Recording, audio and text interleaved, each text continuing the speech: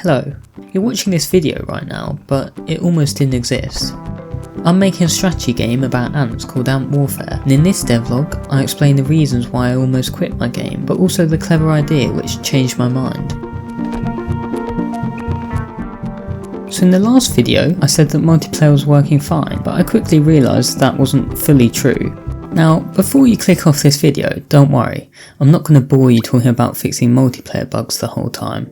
But there's actually a problem with the game which runs even deeper. You see, I'm just getting a feeling that the game's missing something. The player doesn't actually have enough fun things to do.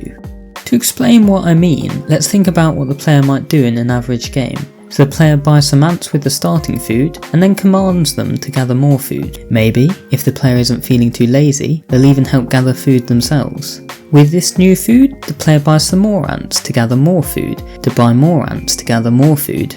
You get the idea.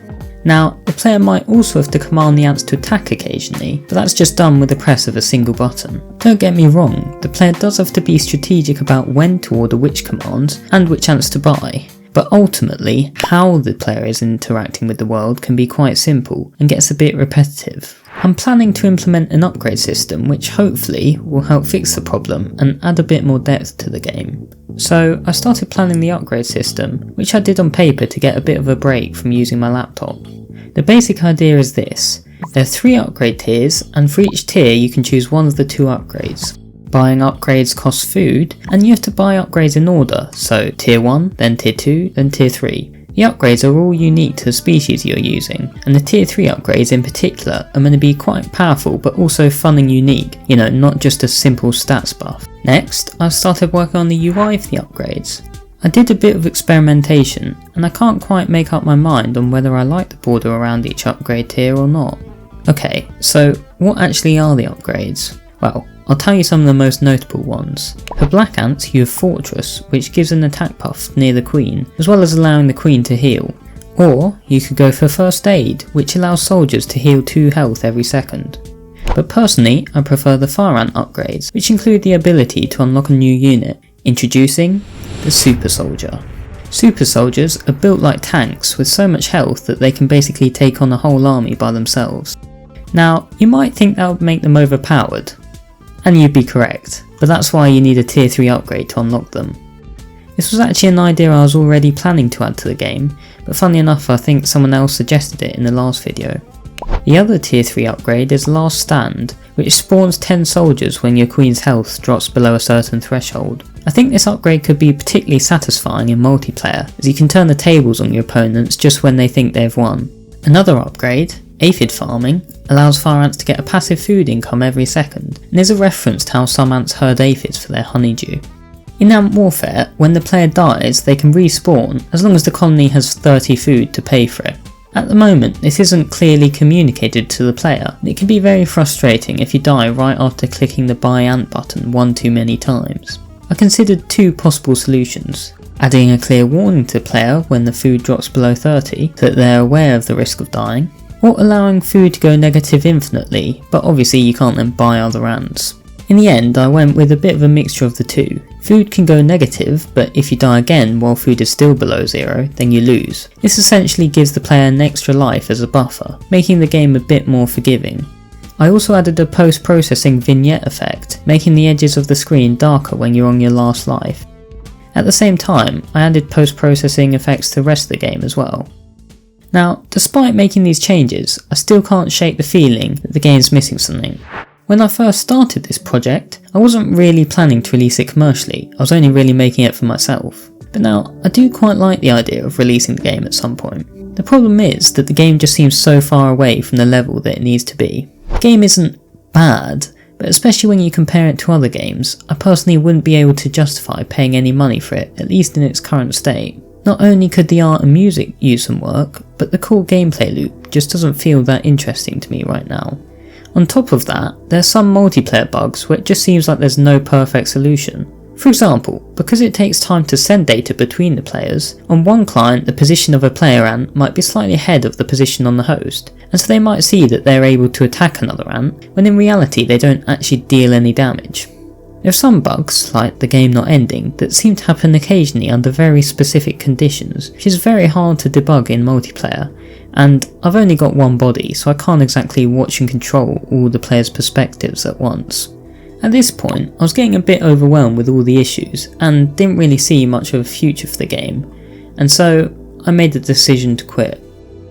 I even started planning what game I'd work on next, but then something inside of me didn't want to abandon the game.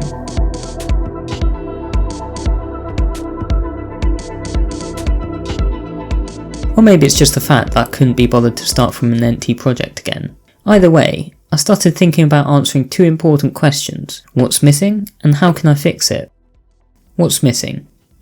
I think the player themselves just doesn't have enough interesting things to do.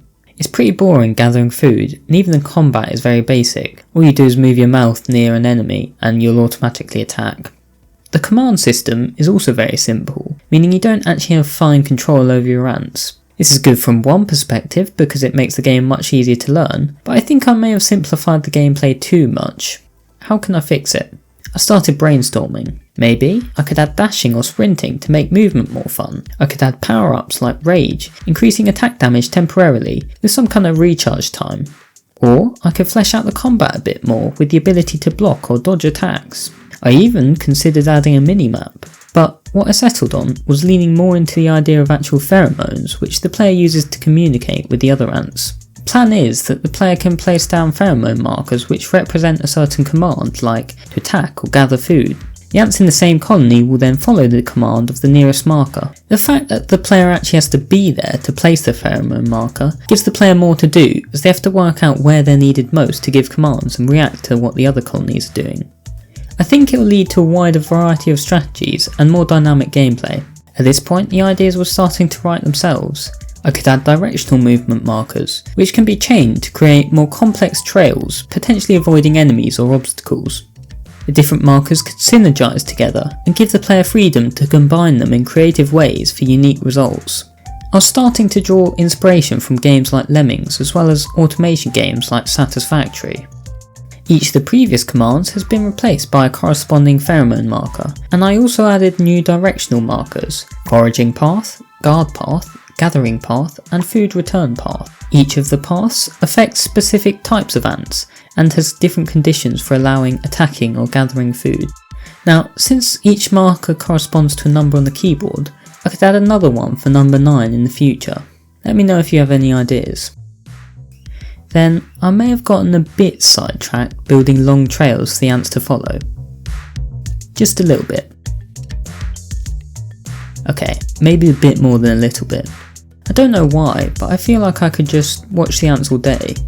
There was one flaw with this new system though. Although it's more fun to build complex trails, I'm struggling to see the benefit. It's quite hard to use effectively, and it usually isn't much better than just using a single marker at once, then just removing it to place another one down, essentially emulating how the game worked before. I can definitely see the potential in directing ants to gather food from specific areas, and being able to control workers and soldiers separately, but it's often not worth the time it takes to set up, especially if you need to keep adapting them.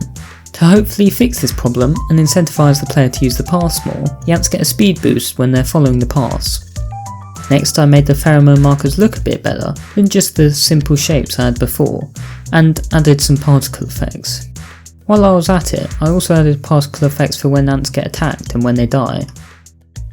Adding the pheromone markers to the game has definitely helped a lot, but the reality is that making the core gameplay feel fun probably isn't a quick fix, and I'm looking to add a few other new features. I had another look at some of the games which inspired me in the first place, like Empires of the Undergrowth, Ant.War.io and Pocket Ants. One thing I noticed was that all of them involve some kind of nest building, so maybe that's something I could add in the future. Especially because the nests right now are basically just a big empty square. Another similarity between those games is that the worlds just feel a lot more alive with bugs, plants and other natural features. Adding the particle effects really highlighted to me how still and lifeless the game is at the moment, especially if you remove the ants. I think it would be better if the ant colonies feel like part of a larger chaotic ecosystem. I'd love to hear which features you'd like to see next. If you have any other ideas or any feedback, please let me know, as it really does help. As always, thanks for watching and subscribe if you want to see more.